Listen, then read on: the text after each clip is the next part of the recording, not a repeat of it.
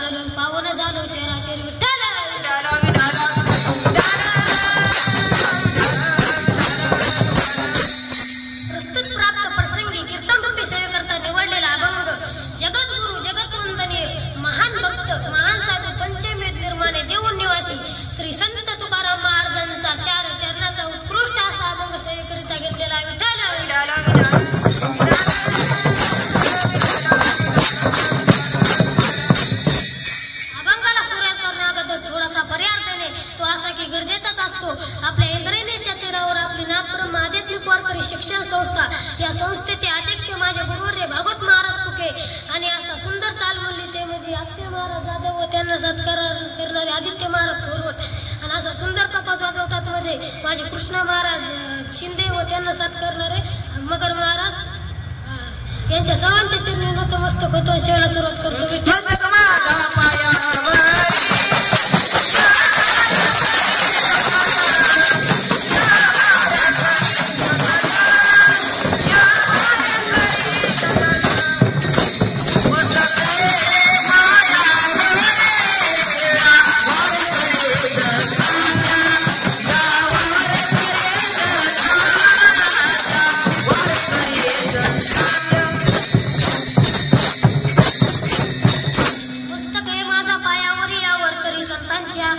अभंगातील प्रतिपत्तीविषयी असा आहे की अभंगाच्या प्रथम चरणात तुकोबरा एका विशिष्ट गोष्टीचा उल्लेख करतात म्हणजे संपूर्ण अभंग संतांची किंवा जे जे महान पुरुष मृत्यूलोकात होऊन गेले त्यांच्या माता पित्यांना धन्यता देतात. कारण हे संत इतके पवित्र आणि सामर्थ्यवान आहेत तर यांचे माता पिता कसे असतील. हे झाले अभंगाचे प्रथम चरण. शुद्ध बीजापोटी फळे रसाळ भोमटी. अभंगाच्या दुसऱ्या चरणात तुकोबरा म्हणतात पवित्र आई वडिलाच्या पोटी जन्माला पुत्र किंवा कन्या असे असतील तर त्यांच्या मुखातून संध्या देवाचे नाव आले पाहिजे व देव देवाची किंवा राष्ट्राच्या सेवेसाठी समर्पित करतात. हे झाले अभंगाचे दुसरे चरण. मुखी अमृताची वाणी देहदेहाचे कारणे. अभंगाच्या तिसऱ्या चरणात तुकोबरा म्हणतात पवित्र आई वडिलाच्या पोटी जन्माला आल्यानंतर आणि देवाचे नाव घेतल्यामुळे व देव देवाची किंवा राष्ट्राच्या सेवेसाठी समर्पित करतात. हे झाले अभंगाचे तिसरे चरण. सर्वांग निर्मळ चित्त जैसे गंगाचरण. आता अभंगाच्या चौथ्या चरणात तुकोबरा म्हणतात उभ्या महापुरुषांचा नुसता दर्शन मात्रेने ताप जातो व मनाला विश्रांती मिळते. हेच तुकोबरा अभंगाच्या चौथ्या चरणात सांगतात. तुका मने जाती ताप दर्शन विश्रांती विठ्ठल.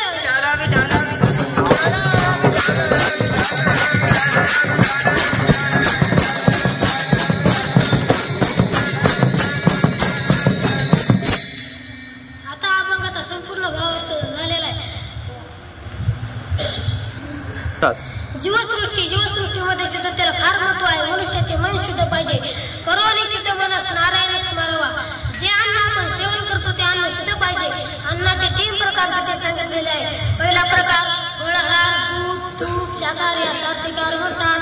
दुसरा प्रकार शिळे सडलेले करपलेले यास तामसार म्हणतात. तिसरा प्रकार सडलेले शिळे करपले यास तामसार म्हणतात. मी काय सांगतो अनुचित शुद्धता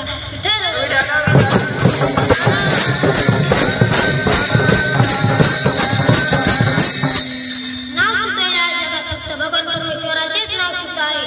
नाहीतर काहीचे नाव आहे गंगाधर, आंघोळ करत नाही महिनाभर, किंवा नाव आहे शांताबाई, भांड्या वाचून करमत नाही. अशी आमची शांताबाई कधीच गपची बसत नाही.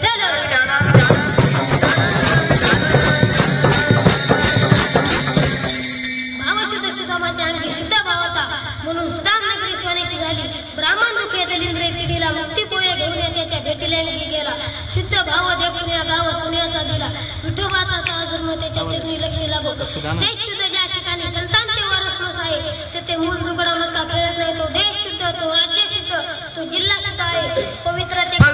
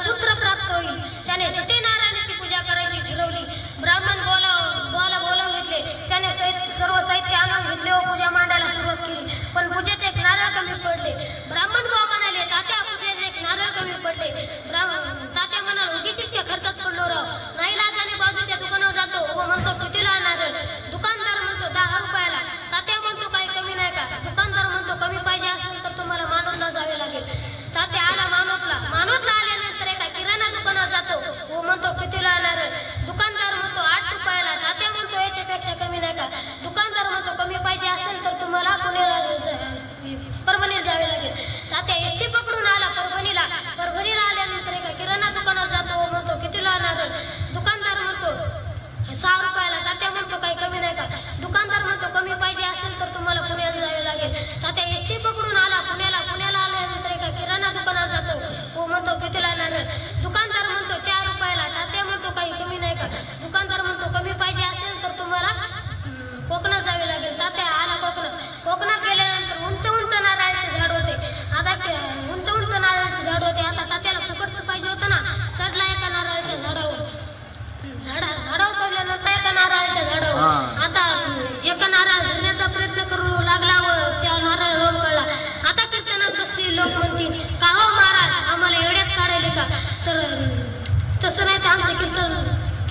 नारळ कधी तुटत नाही. विठ्ठल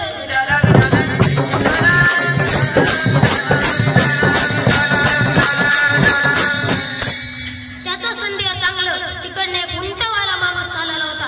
त्याने त्याला आवाज दिला, ओ उंटवाले दादा, ओ उंटवाले दादा, इकडे या, मला खाली उतरवा. तो म्हणाला, मी तुला खाली उतरवेल, पण तू मला पैसे किती देशील? तात्या म्हणतो, पैसे हवे, पैशासाठी तर तात्या झटपतोय. तो म्हणतो, नाही चालणार. तात्या म्हणतो, मी तुला 5,000 रुपये देतो, पण 5,000 रुपये देतो. तात्या उंटवाला म्हणतो, चालेल. उंटवाले त्याचा उंट आणला, त्याच्या खाली उभा गेला. आता काय तात्याचे पाय पुरत नव्हते. तात्या म्हणतो, उंटवाले दादा, मी तुम्हाला 5,000 रुपये देणार आहे ना, मग तुम्ही एक काम करा, उंटावर चढा आणि मला खाली उतरवा. आता उंटवाला चढला उंटावर चढल्यानंतर काहीतरी याचे पायाचे हातात येत नव्हते. आता तात्या म्हणतो, आता याचे पाय हातात येत नव्हते. तात्या म्हणतो, तुम्ही थोडी अशी उडी मारा. आज त्याने अशी उडी मारली की उंट गेला निघून. उंट का गाडी का महाराज ब्रेक दाबले की थांबणार, ब्रेक सोडले की जाणार. ते एक जीवाचे ना गेला तो निघून. आता तात्या म्हणतो, उंटवाले दादा, मी तुम्हाला 5,000 रुपये देणार आहे ना, मग तुम्ही मला खाली उतरवा. आता उंटवाला म्हणतो, मी तुला 10,000 रुपये देतो, पण तू काय आज सोडू नको. 10,000 रुपये का? तात्याने विचार केला, 10,000 रुपये ठेवायला केवढी पेटी लागेल. तात्याने असे हात केले, दोघेही पडले की विहिरीच्या खांदीवर. याला म्हणतात आसमान से टपके और खजूर में अटके. विठ्ठल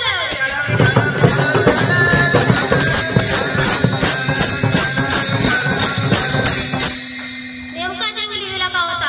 त्या विहिरीवर एक वाघ पाणी प्यायला यायचा आणि त्याच खांदीला एक आगेमत होते. आणि त्याच तात्यात लक्ष खाली गेलं तर त्यात एक नागोबा बसलेला होता. तो म्हणतो, वरती गेलं तर वाघोबा, मध्ये राहिलं तर आगोबा, खाली गेलं तर नागोबा. विठ्ठल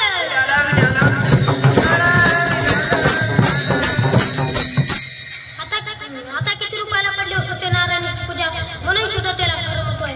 तुकोबाराय म्हणतात, तुकोबाराय हेच तुकोबाराय अभंगाचा परतंचर सांगतात. शुद्ध बीजा कोटी, शुद्ध बीजा कोटी, शुद्ध बीजा कोटी, शुद्ध बीजा कोटी.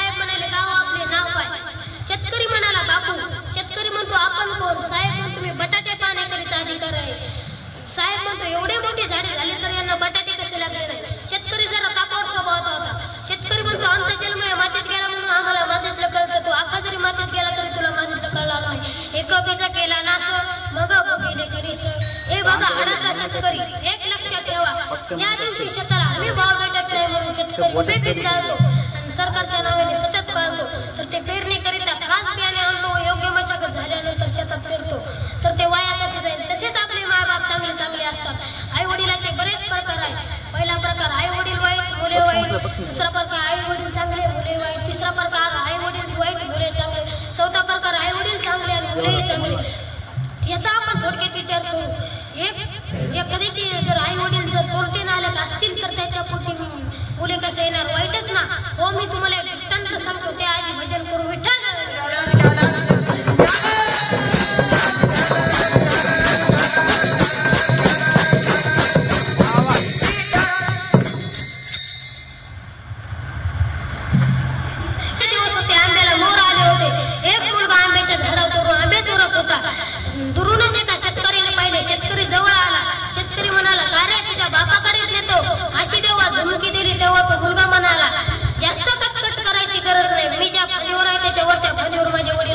माझे वडील जर छोटे असतील तर मुलगा कसा निघेल? वाईटच ना. हो, मी तुम्हाला दृष्टांत सांगतो. त्या आधी भजन करू. विठ्ठल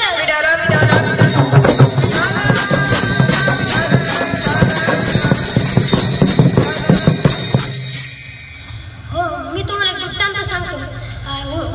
एका शेतकऱ्याला 2 मुले होती. गरिबीची परिस्थिती असल्यामुळे त्याने आपल्या 12 वर्षाच्या मुलाला सांगितले, भावड्या जा सावकार काकाकडून 100 रुपये घेऊन ये. सावकार काकाकडे भावड्या गेला. सावकार काकाला म्हणाला, काका काका हो काका. सावकार काका बाहेर आले. सावकार काका म्हणाले, का रे? तर चिम्या म्हणतो, काका तुम्ही इतके जाडात, तुम्ही जर मेले तर तुम्हाला दरवाजाच्या चौकटीतून बाहेर कसे काढायचे? आता सावकार काकाला खूप राग आला. सावकार काकाने त्याच्या 2 कानाखाली ठेवले आणि याला आतल्या खोलीत कोंडून ठेवले. आता अर्धा तास झाला, 1 तास झाला. अजूनही कार्ट कसा येत नाही. त्याचा बाप विचार करतो. त्याचा बाप त्याच्या 14 वर्षाच्या मुलाला सांगतो, चिम्या जा आणि सावकार काकाकडून 100 रुपये घेऊन ये. चिम्या तुझ्या लहान भावालाही बोला ना. चिम्या जातो सावकार काकाला म्हणतो, सावकार काका हो सावकार काका. सावकार काका बाहेर आले. सावकार काका म्हणाले, का हो? तर चिम्या म्हणतो, माझा लहान भाऊ तुमच्याकडे 100 रुपये मागायला आला होता, कुठे आहे ते? सावकार काका म्हणतात, ठेवला कोंडून. तर का? तो म्हणतो, काका तुम्ही इतके जाड आहात, तुम्ही जर मेले तर तुम्हाला दर्जाच्या चौकटीतून बाहेर कसे काढायचे?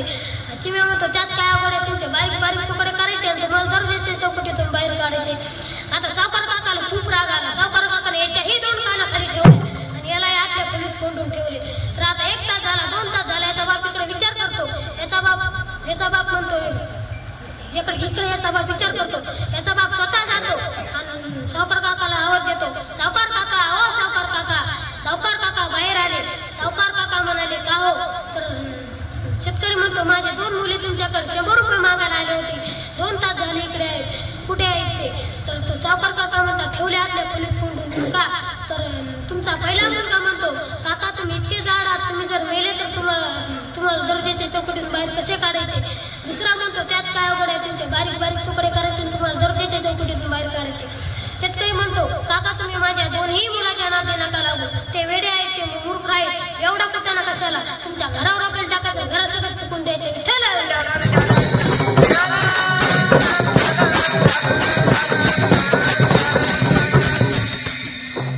किंवा औरंगजेब माहितच असेल सर्वांना. तो वाईट होता पण दिल्लीच्या गादीवर कप्तांनी बसलेला म्हणजे मुघलांना आरामगिरी देणारा. त्याने आपल्या बापाला कैद केले म्हणजे त्याने आपल्या पुन्हा 3 भावांना 20 मारून टाकले. तर कशासाठी? गादीसाठी. तो वाईट होता. त्याचे आई वडील वाईट होते म्हणून तो बी वाईट निघाला. विठ्ठल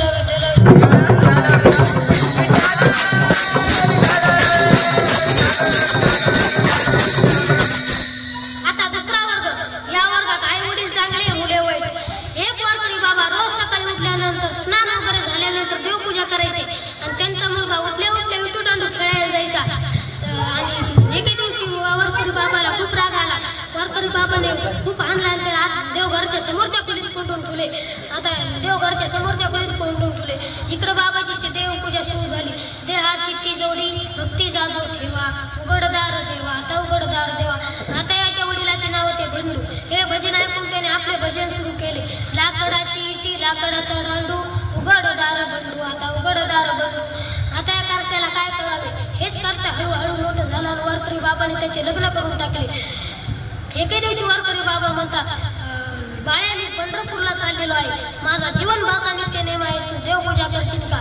भावड्या म्हणतो, हा बाबा तुम्ही निवंत जा, मी देवपूजा करेल. दुसऱ्या दिवशी त्याची आई त्याला उठवते. भावड्या उठ. भावड्या कसा मासा उठतो आणि सर्व देव एका बादलीत भरतो. व बादली तो ती बादली घेऊन गावाजवळच्या विहिरीत जातो. गावाजवळच्या विहिरीत गेल्यानंतर बादली सगळ्यात उडी मारतो. आता जे हलके जे जे जाड देव होते ते बादलीतच राहिले. आता तो ती बादली घेऊन घरी आला. घरी आल्यानंतर देव घरात येतो आणि त्याची आई म्हणते, का रे बावड्या, देव धुतले पण देवानं गंध नाही लावला, आरती नाही लावली, बाकीचे देव कुठे आहे? तर बाकीचे देव कुठे आहे? तो म्हणतो, आता बाकीच्या देवाने गावाजवळच्या विरुद्ध आत्महत्या केली म्हणून आता राहिलेल्या देवानं आठवडाभर देवपूजा बंद होईल.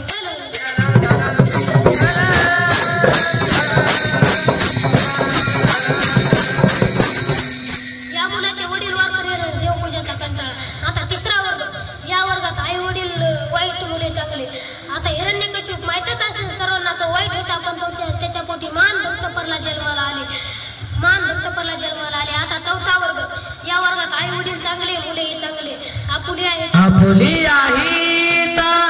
जो असे जागता, आपुली आईता जो असे जागता, आपुली आईता जो असे जागता, आपुली आईता जो असे जागता.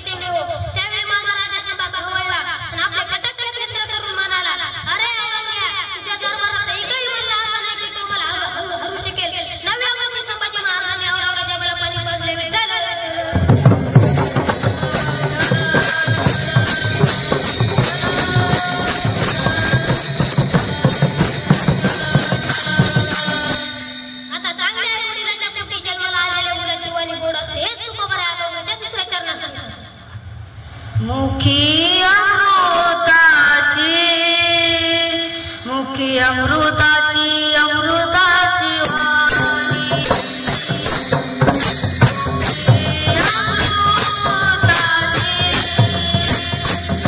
मुखी अमृताची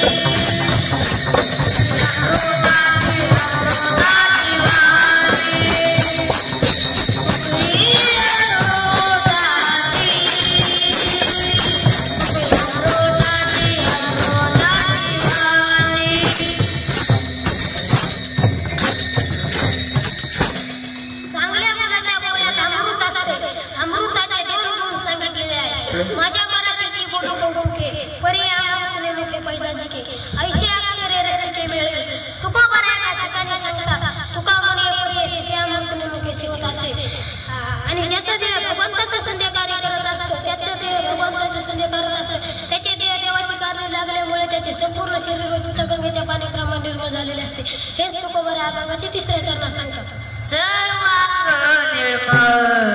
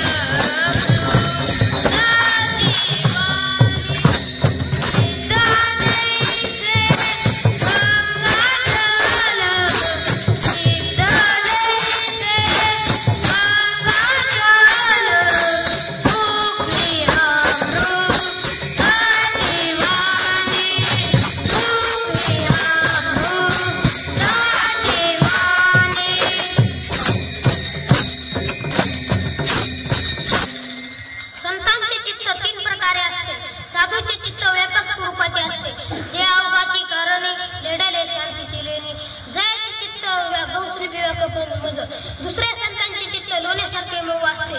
मृदू संभावनवनीत तैसे सज्जनाचे चित्त मृदू संभावनवनीत तैसे सज्जनाचे चित्त.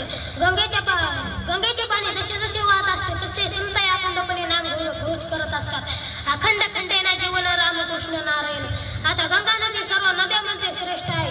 वाचे म्हणता गंगा गंगा सकल दोष जाती गंगा सकल दोष जाती गंगा सकल दोष जाती गंगा.